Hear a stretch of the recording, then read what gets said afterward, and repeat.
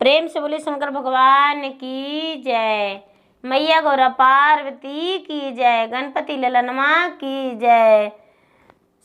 सकल समाज की जय। गुरु भाई बहना, मैं एक कथा सुनाने जा रही हूँ। इस कथा को पूरा सुनिए और रहस्य जानिए। आदि नहीं, आदि सुनने में शिव गुरु का अपमान होती है, पूरा सुनने में ज्ञान होती है। इसलिए कथा को पूरा सुनिए और रहस्य जानिए। हर हर महादेव, घर घर महादेव। गुरु भाई बहना, एक राजा थे और एक रानी थी। तो राजा अपने राज में बड़े प्रसन्न थे, बड़े खुश थे। उनका प्रजा भी कम नहीं, प्रजा भी उतना ही खुश थे जितना राजा खुश थे। गुरु भाई बहना, राजा के राज में बड़े उत्साह का दिन था, बड़े खुशहाली का दिन था। सारे प्रजा बहुत खुश थे और राजा के प्रशंसा से, क्योंकि बड़े अच्छे राजा थे। जब उन राजा का राज अभिषेक हुआ, उस दिन से पूरा राज में प्रजा का कोई प्रकार का कोई दुख नहीं हुआ। राजा अपने प्रजा को पुत्र के समान मानते थे। एक दिन का बात है कि राजा कहने लगे अपने प्रजा से कि देखो, तुम लोग जो हो अपने राज में कुछ दिन अकेले रहो, हम थोड़ा परिभ्रमण के लिए जाएंगे, घूमने जाएंगे। तो गुरु भाई बहना, सारी प्रजा कहने लगे कि महाराज क्यों नहीं, लेकिन एक सप्ताह से ज़्यादा आप रात छोड़कर नहीं बिता सकते हैं। सारी प्रजा के बात सुनकर राजा हंस पड़े और हंसकर कहने लगे कि ठीक है, आपका जैसा मर्जी हो, मैं वैसा ही करने के लिए तैयार हूँ। और राजा अपने राजमहल से निकल पड़े घोड़े सवार होकर। कुछ रास्ते का खाना पीना भी ले लिए थे और लेकर निकल पड़े। तभी राजा आगे निकले और निकलने के बाद अपने घोड़े को बड़े तेजी से दौड़ाए और तेजी से दौड़ाकर चलने लगे। चलते चलते चलते चलते चलते चलते एक बहुत बड़ा आम का वृक्ष था और आम के वृक्ष जो था वहाँ पर एक बहुत बड़ा तालाब था। राजा तालाब में जाकर और अपने पाँव हाथ धोए और पाँव हाथ धोकर अपना फ्रेश हुए। फ्रेश होकर तालाब के ऊपर आए, आम के बीच के छांव में बैठ गए और राजा को मन किया कि मैं भोजन करूं और मुझे जोरों से भूख लगा है। तो राजा अपने थैली में से भोजन निकाले और भोजन करने को लिए कोशिश करने लगे।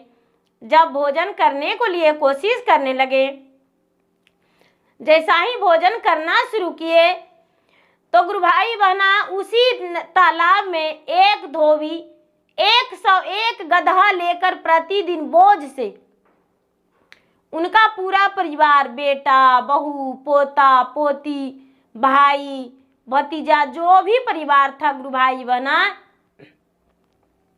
101 गधा पर पूरे गांव का कपड़ा लदनी लाद के और उसी तालाब में ले जाया करता था वो धोबी। और ले जाकर गधे को पेड़ से लगाकर बांध दिया करता था रस्सी से और कपड़ा नीचे रख के और धोने लगता था। गुरु भाई बहना, उसमें से एक गधा राजा को निहारने लगा और चिढ़कारने लगा। राजा को बहुत दया आ गया और राजा कहते हैं कि आखिर इसमें मुझसे क्या लगाव है, क्या प्रेम है। ये तो गधा है, ये तो जानवर है और उसमें भी धोबी का गधा है, और आखिर ऐसा क्या लगाव है जो मुझे देखते ही देखते जा रहा है। और मैं कोशिश करता हूँ कि भोजन कर लूँ, लेकिन भोजन करने का मुझे मन नहीं करता है। गुरु भाई बहना, ऐसा राजा सोचने लगे और मन ही मन घबराने लगे कि जरूर कोई बात है। आखिर इतना मुझे क्यों गौर से गधा देख रहा है। और राजा आगे को सैर पर नहीं निकले। वो चंदन नाम का धोबी था, वो धोबी को, गधा को देखकर राजा लौट आए। अपने राजमहल में आकर और बड़े उदास से कोप महल में जाकर राजा सो गए। जब मंत्री को पता चला कि राजा कोई सैर पर नहीं गए हैं, राजा अपने महल में, कक्ष में लौटकर कोप महल में सो गए हैं, तभी कहने लगे उनका मंत्री कि राजा साहब, आखिर क्या बात है जो आप कोप महल में सोए हुए हैं? आप कुछ भी कहिए, यदि आपको कोई गलत किसी ने व्यवहार किया होगा तो उसे राज से निकाल देंगे या तो उसे मृतक दंड देंगे। राजा कहते हैं कि हे वजीर, मुझसे ऐसा कोई गलत व्यवहार नहीं किया, मैंने कुछ ऐसा अनहोनी देखा हूं जो कि मेरे सीने तले चुभ रहा है। वजीर, उनका जो मंत्री थे, वो कहने लगे आखिर क्या बात है राजन जो आपको सीने में चुभ रहा है, दर्द दे रहा है? एक बार आप मुझे कहकर सुनाइए। राजा कहने लगे कि मैं यहाँ से गया, चलते चलते मुझे भूख लगा तो एक आम का वृक्ष में मैंने घोड़े को बांध दिया और तालाब में जाकर पैर हाथ धोया, फ्रेश हुआ। जब भोजन करने के लिए बैठा तो चंदन नाम का एक धोबी है, उसका 101 गधा है, लेकिन 100 गधा नहीं। एक गधा जो था मुझे निहारने लगा, मुझे देखकर चिहकने लगा, आंसू गिराने लगा, जैसे लगता है कि मुझसे और उस गधे से पुराना रिश्ता है। आखिर क्या कारण हो सकता है जो उससे मुझे भी लगाव हो गया? मेरा जी घबराने लगा, उसे देखकर कलेजा फटने लगा। क्या संबंध हो सकता है? गुरु भाई बहना ये कहते हैं वजीर, हे महाराज, इस चिंतक को दूर करने के लिए तो ज्योतिषी बता सकते हैं। आप ज्योतिष को, ब्राह्मण को बुलाइए और बुलाकर ये बात को पूछा जाए। गुरु भाई बहना, ये राजा साहब पूरा प्रात भर के पान रख दिए और पान रख के एक नगाड़ा रख दिए और नगाड़ा रख के और पूरे ढिलवाना पिटवा दिए कि भाई पान का बीरा वही खाएगा जो मेरा शर्त पूरा करेगा। मेरा गधे के बारे में, वो गधे के बारे में, मेरे बारे में राज को, रिश्ता को बता देगा, रहस्य को बता देगा, उसे हम बहुत इनाम देंगे। गुरु भाई बहना, राजा ये भी बोले कि जो नहीं बताएगा उसे कारागार में बंद कर देंगे। गुरु भाई बहना, वहां के लोग ब्राह्मण आने के लिए शुरू कर दिए, ज्योतिष आने के लिए शुरू कर दिए। कोई कहते हैं कि राजा साहब, वो गधा जो चंदन का गधा होगा वो बहुत भूखा होगा, इसीलिए आपको देखकर भोजन को निहारने लगा और आंसू गिराने लगा। कोई कहता है कि नहीं राजा साहब, उसका जो लाया होगा कपड़ा का बोझ बहुत भारी होगा। कोई कहता है वो बीमार होगा। कोई अनेक प्रकार के सब सवाल। गुरु भाई बहना, जितने ब्राह्मण थे सब राजा के कारागार में बंदी बंध गए। कोई राजा का जवाब नहीं दे पाए। बरसों बीत गया लेकिन राजा बेचैन हो गए। राजा का कोई सवाल नहीं दे पाया। राजा अपने पत्नी से कहते हैं कि जब तक मेरा ये सवाल नहीं मिलेगा, सवाल का जवाब नहीं मिलेगा, तब तक मेरा चैन और नींद छिना हुआ रहेगा, मेरा मन बेचैन रहेगा, मेरा मन शांति नहीं रहेगा। रानी कहती है कि हे स्वामीनाथ, कुछ दिन के लिए आप घर से बाहर कहीं दूर चले जाइए और घर से दूर जाकर थोड़ा चैन का नींद सो लीजिए और लोगों से बात कर लीजिए, आपको शांति मिलेगा। राजा कहते हैं कि हाँ रानी साहब, आप ठीक ही कहते हैं, हम आज ही घर से बाहर हो जाएंगे सफर करने के लिए। गुरु भाई बहना, राजा घर से ठीक आधी रात में घोड़े सवार होकर और निकल गए और घर से निकलकर वो सफर घूमने के लिए जाने लगे घोड़े सवार होकर। चलते चलते चलते चलते अपना राज छोड़ दिए, दूसरे का राज में घुस गए और सवेरा हो गया, दोपहर बीत गया, शाम बीत गया। लेकिन राजा एक अन्न एक बूंद पानी मुंह में ग्रहण नहीं किए। जंगल पड़ गया गुरु भाई बहना, और जंगल में जाते जाते राजा एक मंदिर के पास साधु का महात्मा का कुटिया था, घोड़े से बिगा गए और बेहोश गिर गए, क्योंकि राजा कई दिन से भोजन नहीं किए थे, लगातार घोड़े से चल रहे थे। राजा बेहोश होकर बिगा गए। उनका घोड़ा जो था, उनका सामकरण घोड़ा चुपचाप खड़ा हो गया राजा के बेहोश हो जाने के बाद, और राजा के पास जाकर फुफकारने लगा, चूमने लगा, अपना श्वास राजा के देने लगा कि जिसमें राजा का होश आ जाए। गुरु भाई बहना, उस कुटिया में बहुत सारे ऋषि मुनि रहते थे, बहुत सारे तपस्वी थे, जिसमें से एक तपस्वी राजा के पास गए। राजा के पास जाकर और राजा को देखे तो देखते हैं कि ये तो बेहोश पड़े हैं। जोर से आवाज लगाए और ऋषि मुनि, कुटिया में से कई व्यक्ति, कई साधु महात्मा गए और राजा को पकड़ के टांग के अपने आश्रम में लाए। घोड़ा भी उनके साथ साथ वहीं आकर खड़ा हो गया सामकरण। गुरु भाई बहना, राजा को होश में लाने के लिए पांव हाथ रगड़े, उनके मुंह पे छींटे मारे, बहुत देर इंतजार किए, जड़ी बूटी का औषधियां दिए, तब जाकर राजा का होश आया। जब राजा आंखें खोलते हैं तो अपने आप को महात्मा की कुटिया में पाते हैं, ऋषि मुनि की कुटिया में पाते हैं। आंखें खुलते ही कहते हैं कि हे ऋषिवर, आप मुझे छोड़ दें या तो मेरे सवाल का जवाब दे दें।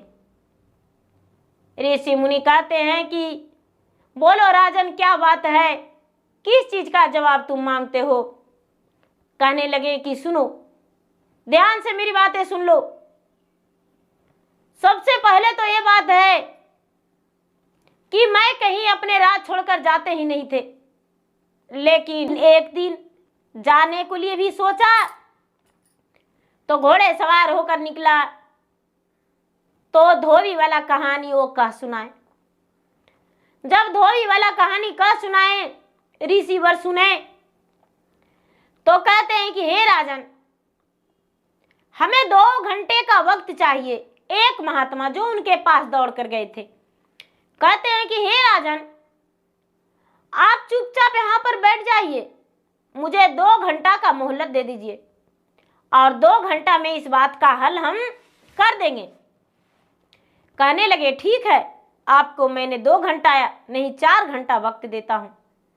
गुरु भाई बहना, राजा साहब चुपचाप वही कुटिया में बैठे रहे और वो जो महात्मा थे राजा के पिछले कल में जाने लगे, पिछला जन्म के कल में जाने लगे। उनका मंत्र उच्चारण किए और उच्चारण करके देखते हैं कि ये राजा तो पिछला जन्म का मेरा सगा भाई है। ये राजा मानेगा कैसे। गुरु भाई बहना, राजा के पास वो साधु महात्मा बैठकर और कहने लगे कि मैं आपका मंत्र उच्चारण करने के लिए कहता हूं, वो मंत्र उच्चारण कीजिए। ये राजा मंत्र को उच्चारण किए महात्मा के कहने पर, जैसे वो सिखाए वैसे बोल दिए। उसके बाद पिछला जन्म के कर्म के बारे में ये जानने लगे, इन्हें दिखाई देने लगा, तो अपने आप कहने लगे कि महात्मा, आप मेरे सगे भाई हैं। वाह, मुझे तो ये पता भी नहीं था कि आप मेरा भाई हैं, लेकिन आप वन में हैं और मैं एक राजा। वो गधा भी मेरा भाई है, लेकिन वो गधा कैसे हो सकता है। गुरु भाई बहना, इतना ही के मंत्र साधु बाबा दिखाए, मंत्र उच्चारण किए कि जो कि राजा अपने हकीकत जान सकते हैं। जब राजा इतना तक पहुंचे तो साधु बाबा कहने लगे कि सुनो राजन, अब तुम्हें हम ध्यान से समझाते हैं और तुम सुनना मन लगाकर। सबसे पहले हम लोग एक राजा का, बहुत बड़े राजा का बेटा थे। हम लोग 3 भाई थे और तीनों राजा का बेटा थे, उसमें से सबसे बड़ा हम थे, तू दूसरा वाला था और वो गधा जो था वो तीसरा वाला था। लेकिन कैसे हम लोग 3 भाग में बट गए। हमें किसी से मतलब नहीं था, कोई आए कोई जाए, कोई खाए कोई पिए, कौन कहाँ रह रहा है उससे कोई मतलब नहीं। सिर्फ हम आप स्वार्थी थे, हमको किसी से मतलब नहीं था, किसी के बात पे भरोसा हम नहीं करते थे। इसीलिए जब हम लोग का मृत्यु हुआ तो हम एक सन्यास घर में जन्म ले लिए हैं और सन्यासी का जीवन बिता रहे हैं। मेरा किसी से मतलब नहीं, जो चाहता है वही उसका कर्म होता है, मिलता है, कर्म का किया धरा मिलता है। और तुम जो था वो राजपाट के देखभाल करता था, कोई आए हुए लोगों को आदर भाव से उसे भोजन कराता था, रखता था, पूरा राज को अच्छा से देखभाल करके सुरक्षित से चलाया करता था, प्रतिपाल किया करता था लोगों को। और वो जो भाई था वो मार काट करता था। और गधा घर में कैसे जन्म हुआ है वो मुझसे सुनो। एक दिन का बात है कि 2 स्त्रियां, उनका घर में कार्य था, उनका बेटी का विवाह था और वो कुछ रुपये रिश्तेदार के यहाँ से या किसी तरह से भी अपने रुपये को व्यवस्था करके और घर जा रहे थे। और घर जा रहे थे तो उनका शाम हो गया और राजमहल में जाकर रुक गए और कहने लगे पिताजी से कि हे राजन, मुझे रात भर यहाँ रहने का इजाजत मिल जाता तो बड़ा अच्छा था। पिताजी उसे प्रेम से रख लिए और तुमने उसे खातिरदारी बहुत किया। मैं भी देखा था कि हाँ सही है, लोग आए हैं, उसका खातिरदारी तुम अच्छे से कर रहे हो। लेकिन मैं अपने रास्ते गया और खाया और खा पी कर सो गया, लेकिन तुम उसका खाने से, पीने से, सोने से सब कुछ व्यवस्था तुमने किया। और जब सवेरा हुआ तो दोनों स्त्रियां पिताजी के घर से जाने लगा तो छोटा वाला भाई पीछा कर दिया और पीछा करते करते करते करते आगे सन्नाटा पाकर और दोनों का वध कर दिया, प्राण ले लिया।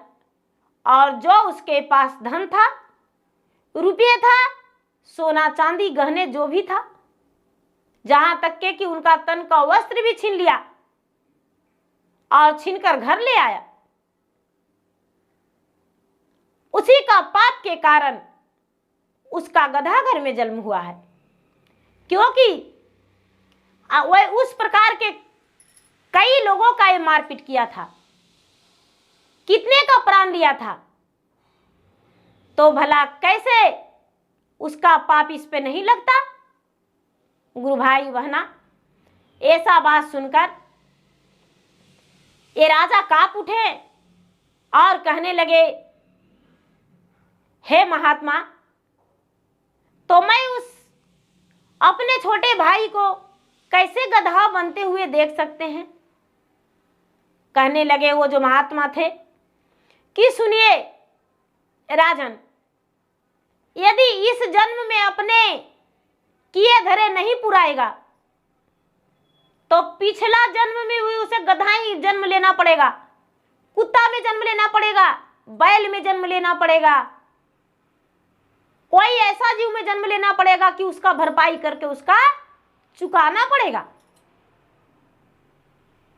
आपका यही में भलाई है कि आप उसे कुछ नहीं कहें और छोड़ दें। जैसे वो धोबी रखता है उसी प्रकार वो रहेगा। गुरु भाई बहना, जब राजा को ये सब बात पता चला और पिछले कल का बात भुलाकर महात्मा फिर से नए जीवन की शुरुआत के लिए जैसे राजा थे उसी तरह वो कर दिए, तो राजा के कहने लगे कि अब बताइए राजा, क्या आपको जानकारी हुआ कि किस कर्मों का फल उसे मिला है और गधा हुआ और आपका क्या रिश्ता है। राजा कहने लगे, हाँ मुझे अब इस ज्ञान को प्राप्त हो गया है, कभी ऐसा गलती हम दोहराएंगे नहीं और किसी को दोहराने देंगे नहीं। हम अपने राज में इतना खुश रखेंगे लोग को कि लोग कोई चमारी चोरी नहीं करेगा, कोई गलत काम नहीं करेगा। और महात्मा कहने लगे, हे राजन, आप कितना हूं अच्छा से करिएगा, लेकिन जिसका जो लक्षण है वो कभी छोड़ता नहीं। आप यही मान लीजिए कि एक दरवाजे पे कुकुर बैठता है तो उसका पूंछ टेढ़ा रहता है, कभी सीधा नहीं होता है, चाहे जितना भी भोजन दे दीजिए। उसी तरह जिसका जो लत है उसको छूटता नहीं है। गुरु भाई बहना राजा वहां से इस बात को जानकर घर आ गए और जितने उनका ब्राह्मण कारागार में थे सबको छोड़ के आजाद कर दिए और राजा सुख चैन से अपने राज में रहने लगे और खुश रहने लगे। कभी किसी पर कोई जोर नहीं, कोई दबाव नहीं और कोई प्रकार के कोई जोर जबरदस्ती नहीं, सबको खुश रहने को लिए कह दिए और अपने भी खुश रहने लगे और दान पुण्य राजा करते रह गए। तो गुरु भाई बहना, मेरा वीडियो अच्छा लगे तो मेरा वीडियो का लाइक करें, शेयर करें, सब्सक्राइब करें। और मैं इंस्टाग्राम पे भी हूँ, मैं फेसबुक पे भी हूँ, मेरा फेसबुक पे फॉलो करें, लाइक करें, शेयर करें। धन्यवाद। हर हर महादेव, घर घर महादेव। प्रेम से बोलिए शंकर भगवान की जय।